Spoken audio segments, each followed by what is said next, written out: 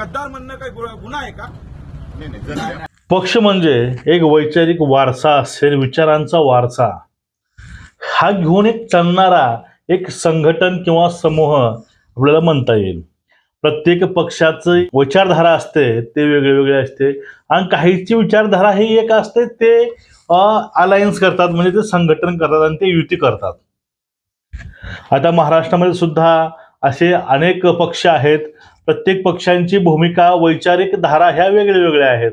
पण काही समविचाराचे पक्ष एकत्रित होऊन दोन युत्या झाल्या. त्यामध्ये राष्ट्रवादी काँग्रेस आणि काँग्रेसची एक युती होती आणि शिवसेना आणि भाजप ह्या दोघांची एक युती होती. हे दोन मतप्रवाह, विचारप्रवाह हे महाराष्ट्रामध्ये व्हायचे किंवा चालायचे. त्यामध्येच बघा, आपण एखाद्याला वोट करतो, आपण एखाद्याला मत करतो, आपण मत तो व्यक्ती गोरा गुमटा आहे का, तो व्यक्ती कसा आहे, जात कुठली, धर्म कुठला हे बघत नाही. आपण फक्त त्यावेळेस हेच बघतो की तो कोणत्या पक्षाचा. काही लोकांची विचारधारा ही काँग्रेसची असते. त्यांच्या तालुक्यामध्ये, जिल्ह्यामध्ये कोणताही उमेदवार उभा करू द्या, तो मुस्लिम असो किंवा हिंदू असो, कुठलाही असो, तो व्यक्ती, तो उमेदवार कोण आहे तो बघत नाही. तो व्यक्ती फक्त हे बघतो की हा उमेदवार ह्या आमच्या पक्षाचा आहे, आम्ही त्यांना वोट करणार. म्हणजे एक मताचा विचारप्रवाह आणि एक वैचारिक दृष्टिकोन मतदारांचा यावरती मत अवलंबून असतात, यावरती उमेदवारांचं भवितव्य अवलंबून असतं. तुम्हाला हे म्हणायचं कारण काय, तुम्हाला हे सांगायचं कारण एवढंच आहे. काल बघा, साकी नाक्यातील सभा आटोपून ज्यावेळेस शिंदे साहेब येत होते त्यावेळेस एक तरुण उद्धव ठाकरे गटातला संतोष कटके नामक यांना साहेबांच्या ताफा अडवून, काळे झेंडे दाखवून गद्दार आहे, गद्दार आहे, तो गद्दार आहे अशा घोषणा दिल्या. आणि त्यानंतर जे झालं सर्व महाराष्ट्राने बघितलंय, ते आपण बघणारच आहोत. बघा, तत्पूर्वी गोष्ट समजून घ्या. आता ज्यावेळेस गद्दार समोर येतो, ज्यावेळेस गद्दार हे शब्द कानावरती पडतात, त्यावेळेस एक दृश्य आठवतं, ते म्हणजे मातोश्री समोरचं. काही दिवसापूर्वी बघा, मातोश्रीच्या समोर काही गोल टोपीवाले आले होते. त्याने बोलले होते की उद्धव गद्दार आहे, गद्दार आहे, गद्दार आहे. ते का बोलले होते? कारण वक्फ बिल आहे, त्या बिलला समर्थन दिलं नाही. कोण? उद्धव ठाकरे गटाच्या खासदारांनी. ते बाहेर पळून गेले. त्याला नाराज होऊन काही वर्ग आला आणि त्याने बोलले की उद्धव गद्दार आहे, तू गद्दार आहे. हे सर्वांनी ऐकलं होतं आणि मातोश्री समोर कुणाची हिंमत होत नव्हती मान उंच करून बोलायची. पण त्या ठिकाणी मोर्चे येऊ लागलेत. आता गद्दारीहून दुसरी गोष्ट आठवते. ती गोष्ट म्हणजे उद्धव साहेब हे आपली विचारधारा, आपला विचार प्रवाह, मतप्रवाह सोडून ते काकासोबत आले. हे ठीक आहे, आपण ह्या गोष्टीकडे एक राजकारण म्हणून बघूया. जर एक राजकारण म्हणून विचार केला तर उद्धव ठाकरे हे स्वार्थापोटी सीएम पदाकरता जाऊन दावणीला बांधले गेले काकांच्या. ही गोष्ट कुठतरी मान्य करू. पण तुम्ही लोकांच्या मताशी गद्दारी केली हे तुम्ही विसरू शकत नाही. कारण लोकांनी तुम्हाला वोट केलेला आहे ते म्हणजे हिंदू हृदय सम्राट बाळासाहेब ठाकरेंचा वारसदार म्हणून, एक शिवसेनेचा शिवसैनिक म्हणून. एका शिवसैनिकाला मतदान केलं. हिंदुत्वावरती माणूस हा नेहमी आग्रह असेल. त्यांनी विचार हा नव्हता केला की हा व्यक्ती माझ्या हिंदू बहिणीनो भावानं म्हणण्याऐवजी महाराष्ट्र प्रेमी भावानं बहिणीनं म्हणणारा भविष्यामध्ये. आणि यांचेच खासदार वक्फ बोर्ड बिलाविषयी बोलणार आहेत. यांचेच खासदार ज्यावेळेस विशाळगडावरचा विळखा पडलेला काढण्यासाठी ज्यावेळेस तरुण सरसावले होते, त्यांना विरोध करणार आहेत हेच लोक. हे विचार किंवा हा विचार कधीही महाराष्ट्रातील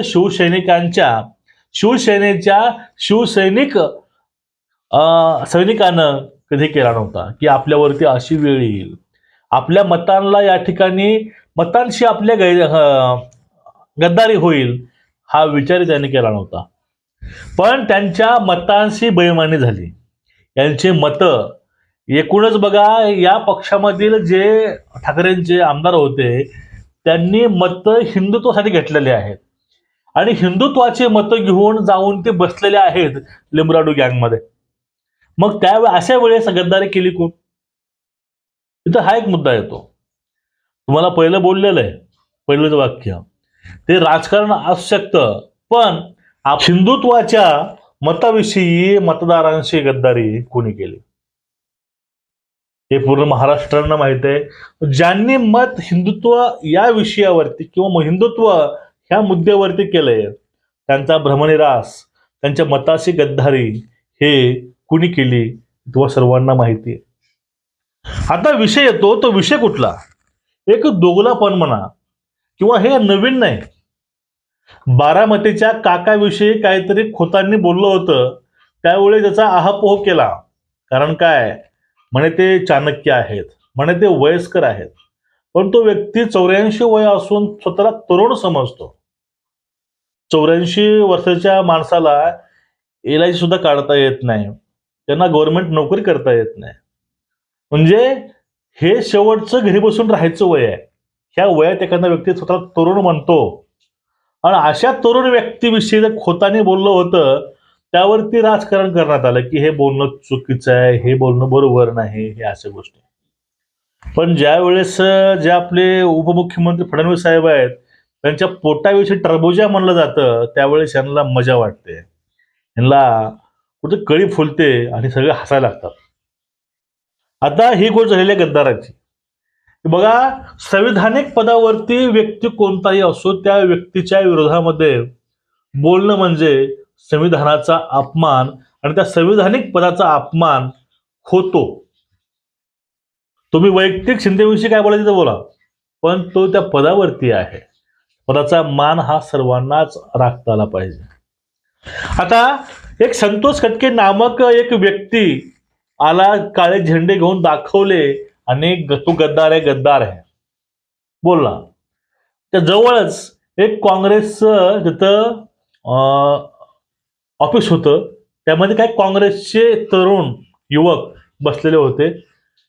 मग त्या ठिकाणी शिंदे साहेब गेले, त्यांना विचारलं तुम्हाला शोभते काय, काय असेल ते तुम्हाला शोभते का, हे करणं बरोबर आहे का? पण आपल्या ऑफिसमध्ये एक सिटिंग मुख्यमंत्री येतो, थांबतो, त्याच्या समोर काही अजून तरुण बसलेले होते.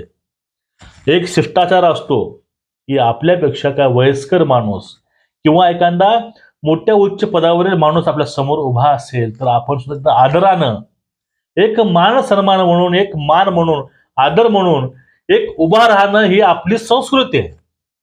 पण ह्या लोकांचं संस्कृतीशी आणि यांच्याशी काहीही नातं नाही. मग बसलेले होते. मग त्यावेळेस त्यांना अरे कारे शिंदे साहेब बोलले म्हणे, असं ते म्हणतात.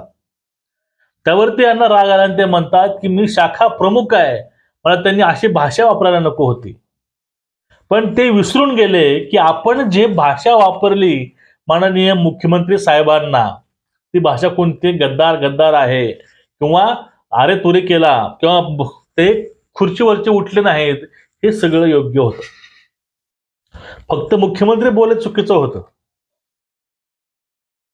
त्यानंतर विषय असा येतो, तो काय म्हणतो मी शाखा प्रमुख आहे. अरे तू फक्त एका शाखेचा प्रमुख आहे, अशा पूर्ण महाराष्ट्राचा प्रमुख हा मुख्यमंत्री समोर उभा होता. त्यावेळेस तुम्ही तिथं उभा टाकू शकले नाही. त्याहून तुमची संस्कृती, तुमची विकृती हे पूर्ण महाराष्ट्रानं बघितलेली आहे. आता तो नराधम जो आहे कटके, त्याला अटक करण्यात आलेली आहे. आता पुढलं प्रोसेस काय ते शासन कायद्यानुसार होणारच आहे. आता विषय फक्त या ठिकाणी येतो, तो विषय कुठला की मान सन्मानाचा विषय.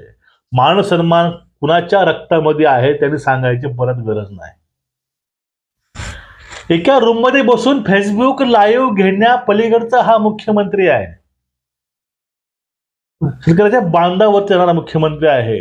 बांधावर जाणं, ट्रॅक्टर चालवणं, पाहणी करणं, म्हणजे मातीमधला एक सामान्य सर्वसामान्य कार्यकर्ता आहे. तो कार्यकर्ता यांच्या पचनी पडत नाही, हे सत्य फक्त. शिंदेना विरोध नाही, कुणाला विरोध नाही, विरोध आहे तो फक्त एक सामान्य कार्यकर्ता जेव्हा मुख्यमंत्री होतो तेव्हा ह्यांचा युगो कुठतरी हर्ट होतो आणि ते त्यांना पचनी पडत नाही. एवढं नक्की खरं आहे. आता नेमकं हे प्रकरण काय झालं तुम्हाला मी दाखवतो शेवटला व्हिडिओ, तुम्ही तुमचा व्हिडिओ बघून घ्या एक वेळेस. पण एकूणच हे काही झालेला प्रकार आहे तो प्रकार हे निंदनीय आहे. एका संविधानिक पदावरती एखादा व्यक्ती असेल त्या व्यक्तीविषयी अपशब्द बोलणं त्या व्यक्तीचा अपमान नसून त्या पदाचा अपमान आहे. आपण एकीकडे जाऊन मिरवतो की संविधान संविधान संविधान, पण आपण दिवसा ढवळ्या आपण त्याच संविधानाचा अपमान करतोय. त्याचं काय, त्याचं उत्तर कोण देऊ शकेल? तुमचं मत काय नक्कीच कमेंट करा. आणि या व्हिडिओला कमीत कमी 500 लाईक आल्या पाहिजे. तर तुम्ही व्हिडिओ बघता, तुम्हाला व्हिडिओ आवडतो पण तुम्ही लाईक काय करत नाही. लाईक करा, व्हिडिओ शेअर करा. आणि तुम्हाला मी शेवटला ते क्लिप दाखवतो, तुम्ही क्लिप बघून घ्या. जय हिंद, जय शिवराय, जय भीम आणि वंदे मातरम. अच्छा, हे झाल्यानंतर तो कुठून तरी गेला आणि त्याने तिकडे थांबून तू गद्दार आहेस म्हणून असं मुख्यमंत्र्याला सांगितलं. अच्छा, ताफा जाताना तू गद्दार आहे. त्यांच्या गाडीची काच खाली होती, ती जाताना पण काच खाली होती. त्यांनी बोर्डाला बघितलं, काच खाली केली आणि इथून जाताना सुद्धा त्यांनी काच खाली केली. अच्छा, ही काच खाली केली नसती तर कदाचित त्यांना तेवढा आवाज गेला नसता, कारण की आवाज त्यांनी इथून कुठून तरी दिला होता. असं काय त्यांच्या नाही इथे समोर दिसला असता पहिलं मीच पकडला असतं त्याला. तो तिथून कुठून तरी आवाज येत तू गद्दारे म्हणून मला, आणि त्यांची संभाषण त्यांनी काच खाली केली मुख्यमंत्र्यांनी. मग काच खाली केल्यानंतर मुख्यमंत्र्यांनी विचारलं हे तू कुणाला बोलतोस? तर हा बोलला की तुला बोलतो, तुम्हाला बोलतो. असं त्यांचं काय संभाषण झाल्यानंतर आम्ही सगळेच म्हटलं मुख्यमंत्र्यांची गाडी थांबली, काय झालं. मग तितक्यात तो इथे आल्यानंतर त्यांच्या पोलीस जेवढे अधिकारी होते त्यांनी संतोषला पकडलं आणि ते घेऊन गेले. पूर्ण सविस्तर सांगणं गरजेचं आहे. इथे काही खोटं बोलून चालणार नाही त्यांच्यासारखा. तर संतोषला घेऊन गेल्यानंतर मुख्यमंत्री साहेब तिथून उतरले, थेट कार्यालयात आले. लोक हे बसलेले होते, मी असा होतो आणि मी काही उठलो नाही, कारण की मला माहित नाही मुख्यमंत्री माझ्या कार्यालयात कशाला येणार. माझं इकडे कायच होता. त्यांनी येऊन थेट मला असं बोट केला, काय रे तुम्हाला समजत नाही? हा, तुम्ही अशा पद्धतीचे लोक इकडे वावरता? हा, तू कोण रे? तर वडिलांना लगेच रे तुझी भाषा केल्यानंतर साहेब तुम्हाला काही शिस्त आहे की नाही? एक मुख्यमंत्री आल्यानंतर तुम्हाला काही शिस्त आहे बसायची? मी उठा नाही भाई. आता हे बसायची शिस्त म्हणजे त्यांनी उठायला पाहिजे. मुख्यमंत्री आल्यानंतर उठायला पाहिजे होतं, असं त्यांचं म्हणणं होतं. पण मुख्यमंत्र्यांनी असं अचानक आमच्या कार्यालयात येणं आणि आम्हाला अशा पद्धतीने धमकावणं हे फार चुकीचं होतं. मला रे तुझी भाषा केली, एक शाखा प्रमुख आहे, बघून घेण्याची भाषा केली. ठीक आहे, बघून घ्या साहेब. तुमच्याकडे ताकद आहे, लोकशाहीमध्ये तुम्ही ठोकशाही करून टाकलेली सत्ता आहे तुमच्याकडे. पोलीस तुमच्या अंडरमध्ये, तुम्हाला काय करायचं ते करा. त्याच्या पलीकडे तुम्ही काय करणार आहे? कुठे गुन्हे दाखल करू शकता, त्याच्या पलीकडे काय करणार आहे? फासावर तर नाही लटकवणार ना. गद्दार म्हणणं काही गुन्हा आहे का? नाही